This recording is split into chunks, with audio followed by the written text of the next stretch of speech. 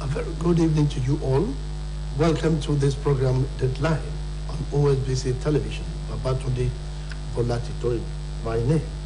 Today on Deadline, we shall feature quite a number of things, especially the activities of the Chief Executive of the state, Senator Ademola Adeleke, in the last week. And we shall take a report on youth despondency, and we shall take a look at the life and time of the global soccer legend, Pelé. All these are what we bring on the table today for you on Deadline. Welcome to Deadline once again. The Atauja of Oshobo, Oba Jimo Oyetunji Olanipekun Laroye II, and the team of Ede Oba Moderuddin Adeshola Lawal have affirmed that there is no conflict or controversy over the status, the location, and naming of the state government secretariats. The royal fathers, in a joint statement, reassured the people that the status quo remains, as the state government has not acted in any way to deny any community of their rights and privileges.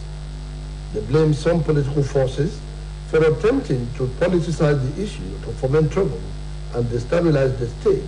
The duo of Atauja of Oshobo and Timi of Ede also called on the people at home and abroad to continue ensuring peaceful coexistence across the communities, saying that the two towns are convinced that the administration of Governor Ademola Adeleke has genuine intention to deepen intercommunity peace and partnership for development and progress of the state. President Muhammadu Buhari's fiscal policy through cashless policy is capable of reshaping the socio-economic dimension in the country, as well as go a long way in fighting corruption and crimes, especially kidnapping for ransom. Our financial expert, Mr. Osbc Balogun, dropped the hint shortly after featuring an Osbc current affair program, Saturday Morning Treat. He speaks further. I think the main focus of the government introducing cashless policy is to even reduce crime. When they kidnap anybody now, they say come and pay so millions. They take that money to the bush. That money is not working for the economy. That money, but with the introduction of cashless policy, even if you want to pay ransom and you are asked to transfer money, that transfer is traceable, and they can trace it and get to where the money, or they can even stop that person from withdrawing such money. So it's of huge benefit to us as a Nigerian. Speaking on the rising debt profile of Nigeria, Mr. Balogun said borrowing will be better if it is channeled towards developmental projects such as agriculture, education, security, or welfare of the people. According to him, Nigerians should ask questions about spending of money borrowed by their representatives in cabinet. He speaks again. Efforts. For example, construction of road, rail system, and other things. Those are what they can use the money on. But the issue is that money, they are going to source it from somewhere. And when they source it from somewhere, it means they are going to pay a kind of interest or whatever that money is to make that money to be increasing. But if the money is well utilized, if it's judicially spent, that money can create money to repay such debt. Socio-economic rights and accountability project has urged President Muhammadu Buhari to direct the Minister of Power, Godi Ejedi Agba, and the Chairman Chief Executive Officer of Electricity Regulatory Commission, Professor James Momo, to immediately reverse what it called the unlawful, unjust, and unreasonable increase in electricity tariff. According to SERAP, millions of Nigerians continue to live in darkness despite the spending by successive administrations of millions of naira as investment and bailout to electricity companies. In the letter signed by SERAP Deputy Director Kolawole Oluwadare, the organization urged the President to ensure the investigation of the spending of public funds as investment and bailouts by successive administrations to electricity distribution companies and generating companies since 2005, and prosecution of cases of corruption and mismanagement.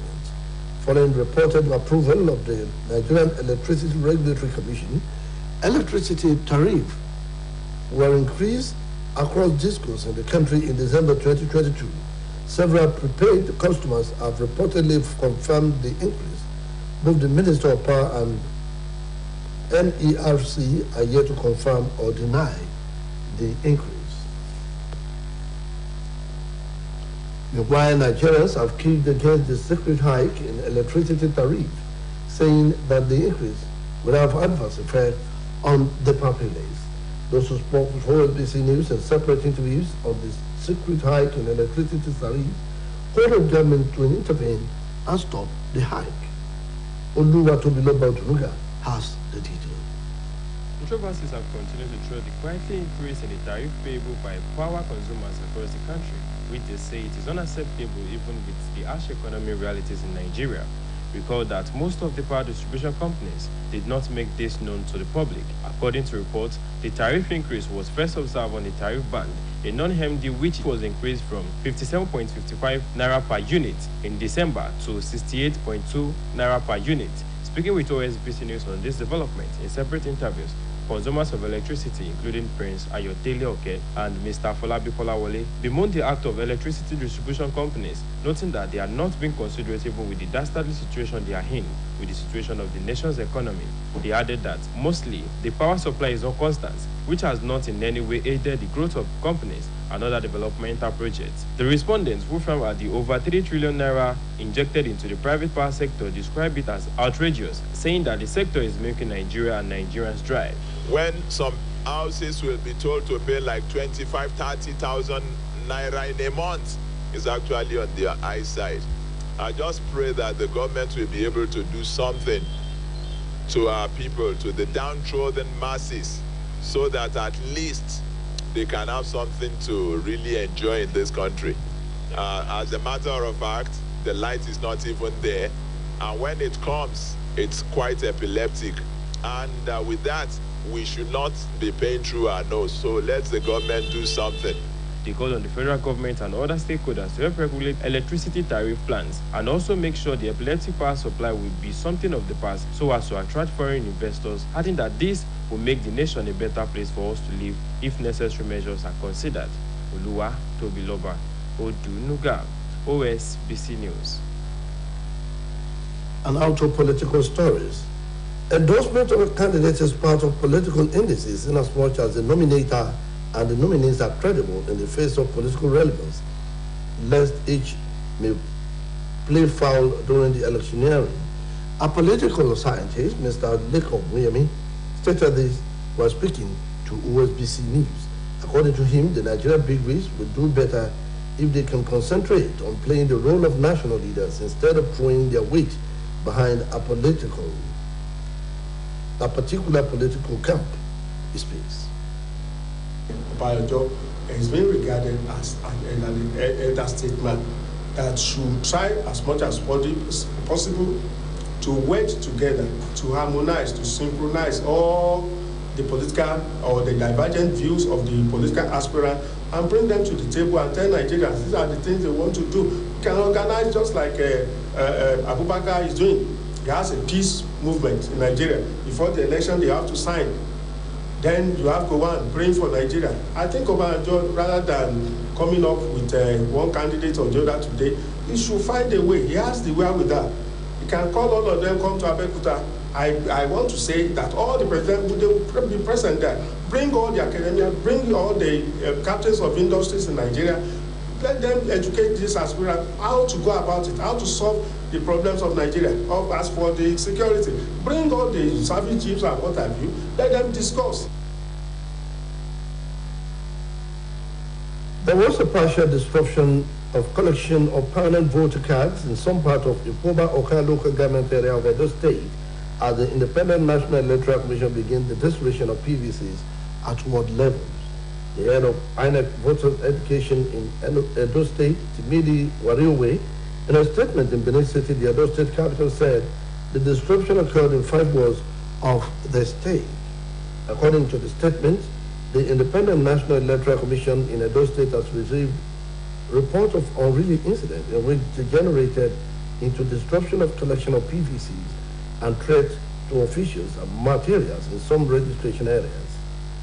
In the meantime, INEC in Edo State has decided to move collection centers from Ward 1 and 9 to the INEC Local Council office in Ekoba Oka, while the staff earlier withdrawn from Ward 5, Ward 6 and 7 are making their way back to the collection centers to continue with the activities on the assurances that the electoral officer received from DSS of their presence in those locations. The head of INEC voter education added that INEC has equally informed the police command about the situation, saying 26,095 prospective voters had collected their PVC between January 1 and 7 this year, ahead of the general election. Some hoodlums have burned down Umuchu police station along the Umuchu-China road at Guata local